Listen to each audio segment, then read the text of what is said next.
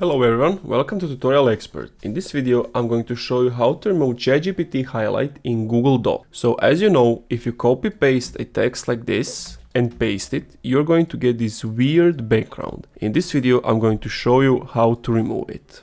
So if you want to copy paste it without the weird highlight, click on this clipboard right over here and copy paste it. If you want only a specific part to be copy pasted and you select it, Ctrl C, and you paste it, it's going to give you this weird background. Now, if you want it without the background, before you post it, click on Ctrl Shift V, and then it's going to copy paste it without copying the format. So this is Ctrl V and this is Ctrl Shift and V. But there is one more way you can remove this. So highlight the entire text, go to Format, go to Paragraphs, Borders and Shading, and click on Background Color and click None.